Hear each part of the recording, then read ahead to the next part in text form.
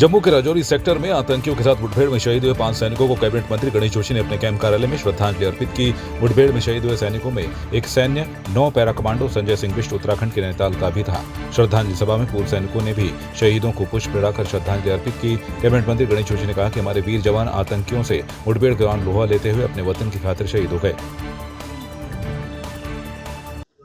आतंकवादियों से लोहा लेते हुए हमारे 5 जवान कैप्टन प्रांजल, कैप्टन शुभम गुप्ता, हवलदार अब्दुल मजीद, पैराट्रूपर सचिन और हमारे नैनीताल के अनलास नायक नारायण बिष्ट, नायक संजय बिष्ट, उनसे लोहा लेते हुए जहां 2 आतंकवादी को मार के गिराया, उन्होंने अपने प्राणों की आहुति वहां पर दी। आज उन वीरों को, उन शहीदों को नमन करने के लिए हम लोग यहाँ पर एकत्रित हुए हैं। तो उन्होंने देश के खातिर अपने प्राणों को न्यौछावर किया और पांचों के पांचों बिल्कुल दंग थे। इस संकट की घड़ी में पूरे भारत की सरकार, देश की सरकार उन शहीदों के परिजन के साथ है और जो भी शहीदों के कल्याण के लिए सरकार की योजनाएं हमने बनाई हैं, क्या एक मुश्त राशि देने की बात उनको तुरंत दी जाएगी। उनके नाम पर वहाँ की सड़क व विद्यालय जो उनका परिवार कहेगा नाम रखा जाएगा और उनके एक परिवार के एक व्यक्ति को सरकारी नौकरी सरकार देगी।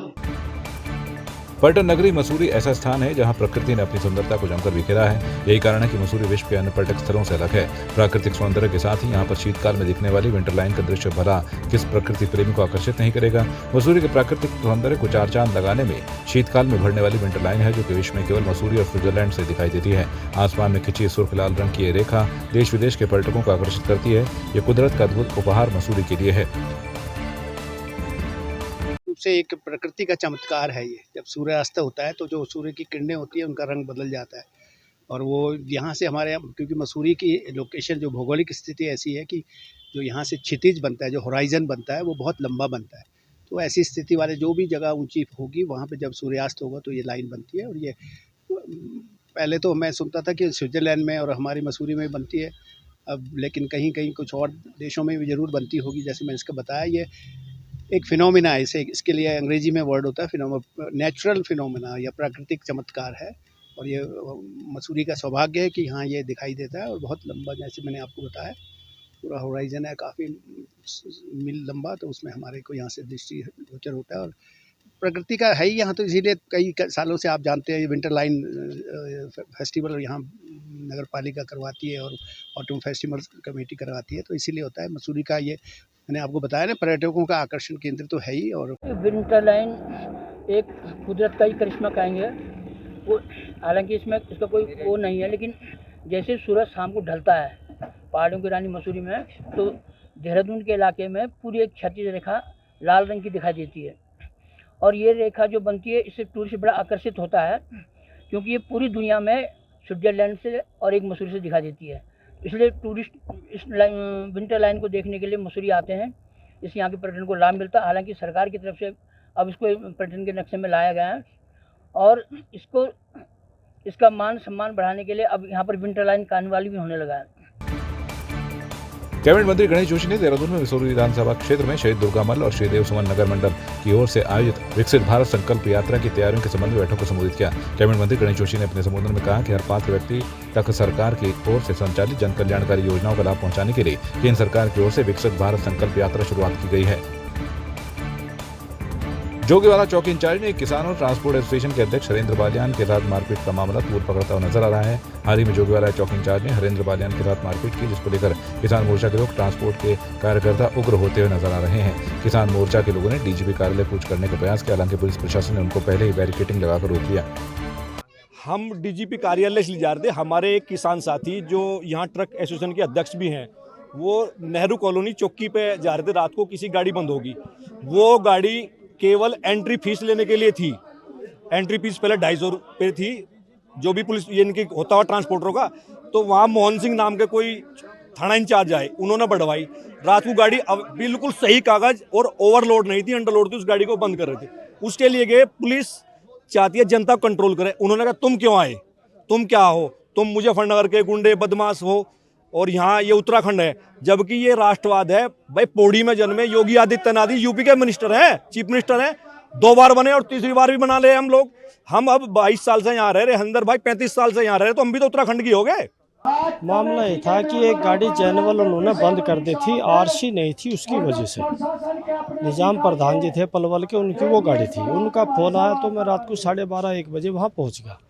मैं केवल उनसे रिक्वेस्ट कर रहा था कि इस गाड़ी को छोड़ दो, परंतु उन लोगों ने जो है वो ना सुनकर मेरे साथ थोड़ा मिसबिहेव करा। मैंने इतना कहा कि भाई आप लोगों को सभ्यता नहीं है बात करने की, बस इतना कहना लो, और उन्होंने मेरे को जो है एक गुंडे की तरह पीटना शुरू कर दिया। और मेरा ये जो इधर का कान है, ये पूरा एरिया, पूरा कान बंद है मेरा, पूरा मुंह सुजा। मेरे को 15 मिनट लगातार गुंडे की तरह पीटा। सर्दी का मौसम शुरू हो चुका है। ऐसे में शहर में घूम रहे बेसहारा लोगों के लिए नगर निगम की ओर से जो रैन बसेरे बनाए गए हैं, इसकी व्यवस्थाओं के संबंध में नगर निगम मेयर देहरादून सुनील उनियाल कामा ने बताया कि वैसे तो रैन बसेरों और अलाव की आवश्यकता शीतलहर के दिनों में ज़्यादा पड़ती है, लेकिन हमने इसकी व्यवस्था पूर्व में ही कर ली है। हमारे हैं उनमें सारी व्यवस्थाएं हैं, और जो अलाव की व्यवस्था है, जब ठंड ज़्यादा हो जाती है, जब शीतलहर चलनी प्रारंभ होती है, तब जो है इस अलाव की आवश्यकता होती है। और अभी तो मुझे लगता है कि अभी कोई ऐसी आवश्यकता भी नहीं है। और जो हमारे रैन बसेरे हैं वो बिल्कुल पूरी तरीके से तैयार हैं। उसमें जितने हमारे, जिनको रात को जो छत जिनके पास नहीं होती, या जो बाहर से आते हैं जिनके पास पैसा नहीं होता, उसके लिए निःशुल्क व्यवस्था जो है हमारे रैन बसेरों में होती है। एक जो घंटा घर का हमारा रैन बसेरा है, उसमें एक नॉर्मल सी एक शुल्क लेके वहाँ उनको सारी व्यवस्थाएं दी जाती हैं। बिस्तर भी दिया जाता है, बेड भी दिया जाता है, सुबह गर्म पानी भी दिया जाता है। तो इस तरीके से हमारे रैन बसेरों की व्यवस्था शहर भर में है। उत्तराखंड के उत्तरकाशी में सिलक्यारा टनल में फंसे 41 मजदूरों को निकालने के लिए जद्दोजहद जारी है, जिसको लेकर अब कांग्रेस ने एक बार फिर सरकार पर निशाना साधा है। कांग्रेस की प्रदेश प्रवक्ता गरिमा दसवानी ने कहा कि 12 दिन से ज्यादा का दिन बीत चुका है, लेकिन अभी तक सफलता हाथ नहीं लगी है। उन्होंने कहा कि अगर इन मजदूरों की जगह या किसी रसूखदार अमीर घराने के लोग या नेता मंत्रियों के बच्चे फंसे होते तो देश की राजनीति में भूचाल आ गया होता। इस पूरे 4 धाम प्रोजेक्ट को जो 900 किलोमीटर लंबा है, उसको 12 हिस्सों में डिवाइड किया गया।